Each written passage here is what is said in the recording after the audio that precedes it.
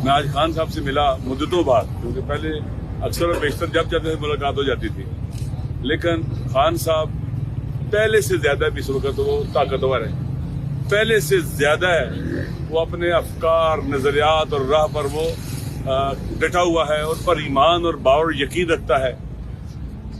पहले से ज्यादा खुदा पर ईमान में इजाफा हुआ है, अल्लाह पर तवक्कुल बढ़ा है, हिम्मत बढ़ी है, शुजात बढ़ी है, बहादुरी बढ़ी है और उम्मीद भी बढ़ी है।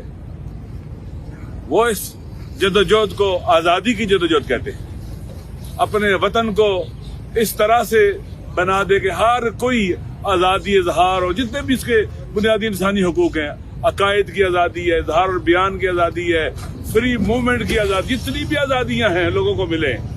हमारे अदलिया और इदारे बावकार हों, हमारी पार्लियामेंट बावकार हो, वहाँ जो लोग बैठे हों वो आवाम के हकीकी नुमाइंदे हों। पैसों के जरिए, करप्शन के जरिए, फसाद के जरिए जबरदस्ती लोगों को डरा धमका कर वोट लेकर पार्लियामेंट में ना जाएं, धांधली के जरिए ना जाएं। आजाद करना है, तमाम इदारों को आजाद करना है, और ये जंग आजादी की जंग है, वतन की आजादी की।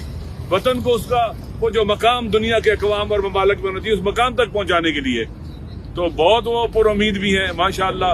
उन्हें जो कुछ भी अच्छे हथकंडे इख्तियार किए जा रहे हैं उनके खिलाफ, और कोशिश की जा रही है कि उनको डरा दे, धमका दे, परेशान करें। वो उन्हें परेशान होने वाले नहीं है, बल्कि परेशान करने वाले खुद परेशान हो रहे हैं। वो गोलियां उनको मारी गई, वो नहीं डरे। जेल में लाया गया, नहीं डरे, और कहते थे कि 2 दिन भी जेल में नहीं गुजार सकेगा। वो बहादुर इंसान है, खुदा पर मजबूत ईमान रखता है, अल्लाह पर तवक्कुल रखता है।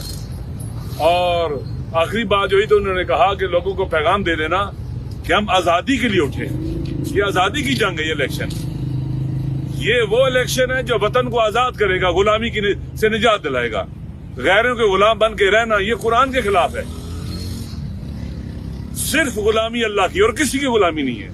बंदा सिर्फ अल्लाह का और किसी का बंदा नहीं है।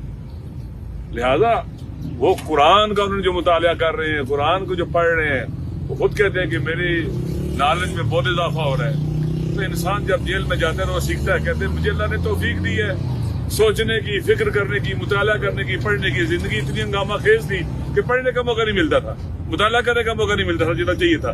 अल्हम्दुलिल्लाह इबादत का भी बेहतरीन मौका मिलता है, कुरान की तिलावत का मौका मिलता है। कहते हैं 3 बार कुरान खत्म किया है।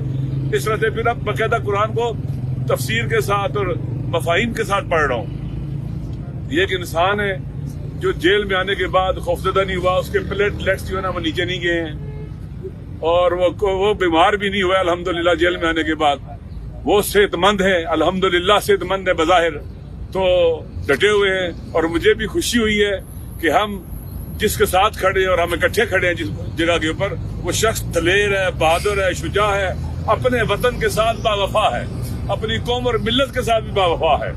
तो अल्हम्दुलिल्लाह ऐसा शख्स किबरीत आमर होता है। वो पाकिस्तान के अवाम को एक कौम बनाने का सफर जो है जारी किए हुए है। कि आपको पता है कि हमें टुकड़ों में बांटा गया है, हमें शिया सुन्नी की तफरीक में डाला गया।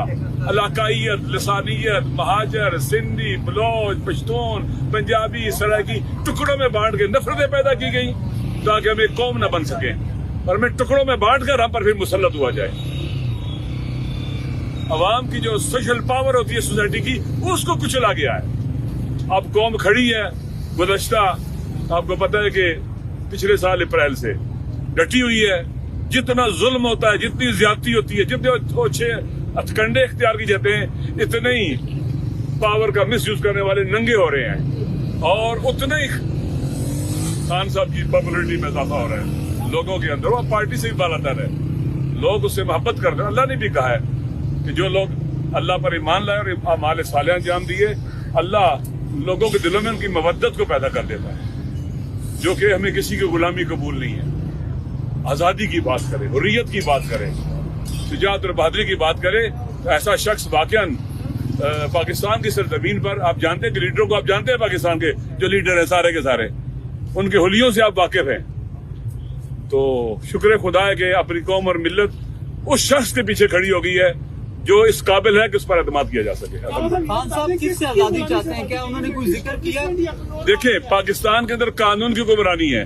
हर वो फोर्स जो लाकानूनी फैलाती है उससे آزادی ہے. پاکستان کے اندر آئین کی حکمرانی چاہیے, قانون کی عملداری, آئین کو جنہوں جنگ مار بننے سے آزادی, عالمی قوتوں سے آزادی, ان کے ہمارے امور میں دخالت سے آزادی.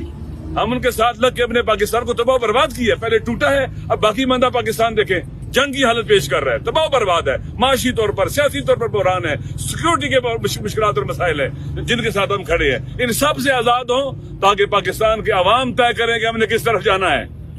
پاکستان کے عوام طے کرے کہ ہماری منزل کیا ہے, راستہ کیا ہے, ہم نے ادھر جانا ہے. نہ یہ کہ ہمارے لیے باہر سے طے ہو جائے اور وہ فیصلہ کریں اور ہم جناب ان کے غلاموں کی طرح سر جھکا کے اس پر عمل کریں.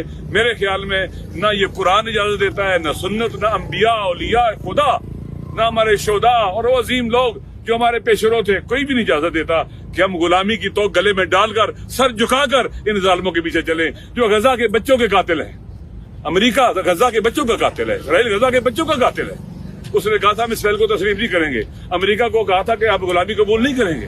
آج آپ دیکھ لیں غزہ میں کون قاتل ہے, 30,000 کے قریب بچوں کا, عورتوں کا اور مردوں کا بے گناہوں کا قاتل اسرائیل.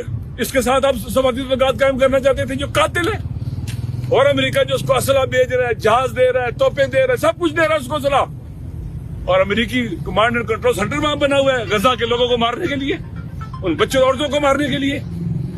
پھر سے آزادی, عرب حکمران ان کے غلام ہیں. دیکھیں سب کچھ رکھنے کے باوجود ان کے ہاتھ بندھے ہوئے قیدیوں کی طرح ہے, وہ غلام ہیں. وہ امریکہ کے مقابلے میں غزہ کے مظلوموں کی حمایت نہیں کر سکتے. اس لیے آزادی وسیع معنی رکھتی ہے, اور انشاءاللہ ہم آزادی کے سفر میں اکٹھے ہیں اور خون کے آخری قطرے تک, آخری سانس تک اس راستے میں چلتے رہیں گے.